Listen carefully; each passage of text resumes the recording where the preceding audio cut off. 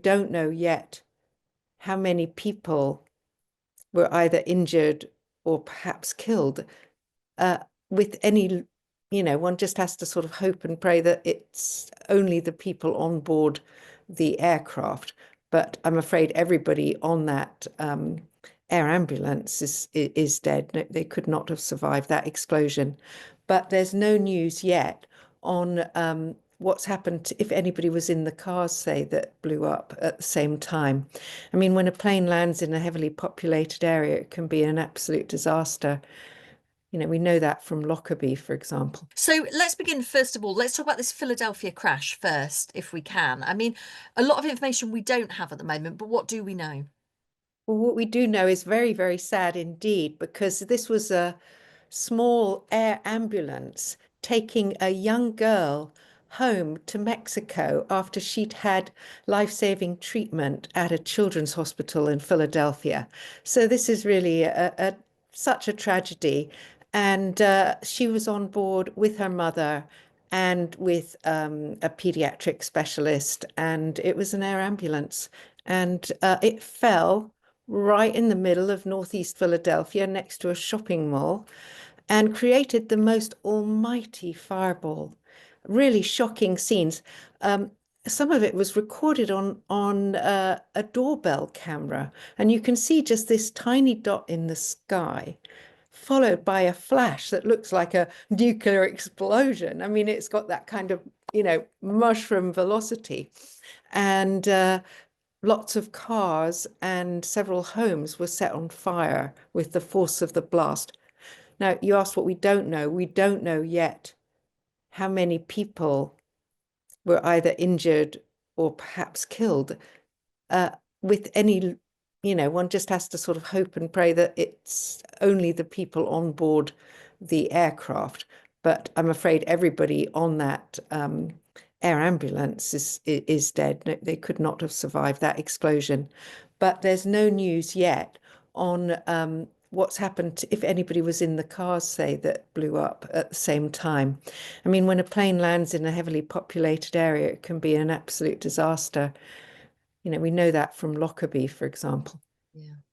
Gosh, and I mean, it's just been a really difficult few days for people in the US because, of course, there was the Washington crash as well, and still there is the retrieval of the bodies and indeed the debris from the water there in Washington.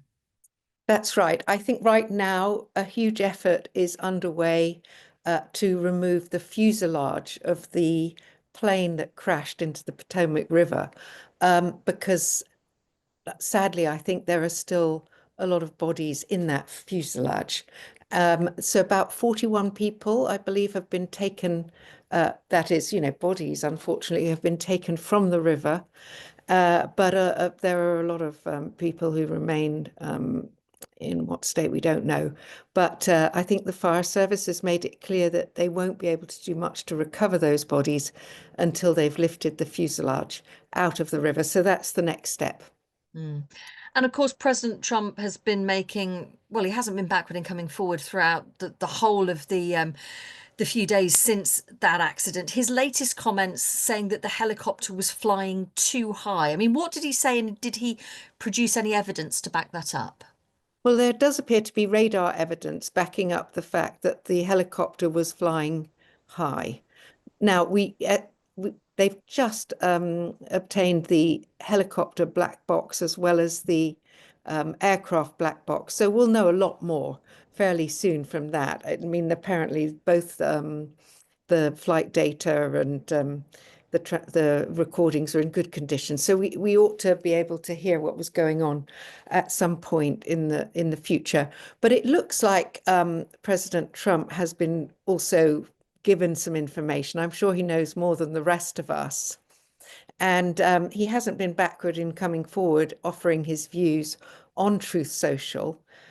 He also put out a statement, I should add, about the Philadelphia crash, just describing it as incredibly sad, and that a lot of innocent lives have been lost. So, but he's been much more inflammatory, I suppose, in his suggestions that DEI is to blame for the crash in the Potomac. And which, seems to be blaming the pilot as well. Mm. So, and we don't know the name of the pilot, who was female, and her family, for privacy reasons, have asked for her name not to be disclosed. And, a lot of people are taking umbrage at that fact because we do know the names of the two people who died with her. But I think the family must be concerned as well about a lot of, hate messages, I'm afraid. That's the world we live in. Gosh.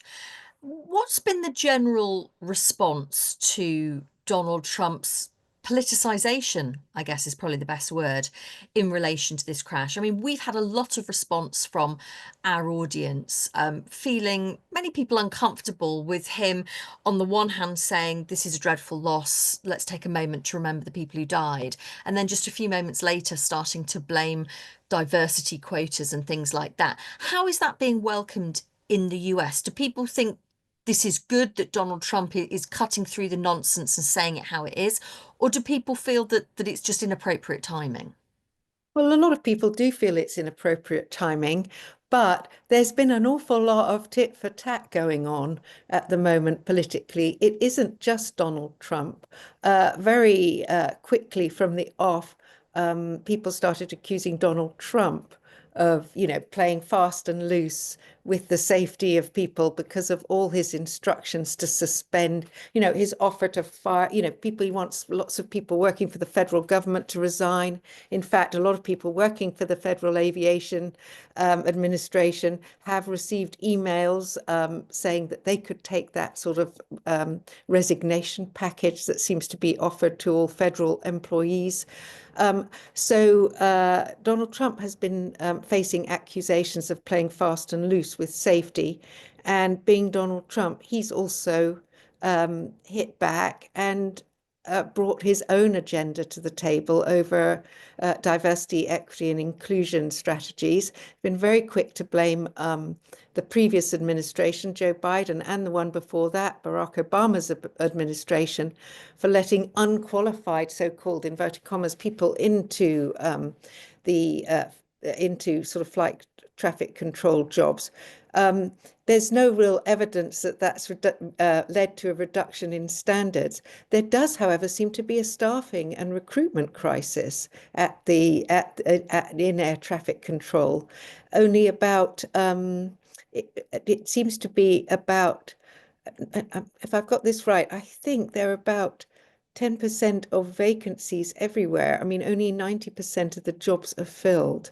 So we do seem to know that at Reagan Airport, the air traffic controller was doing two jobs instead of one that night, and there seemed to be some very severe staffing shortages. So that's clearly a problem as well.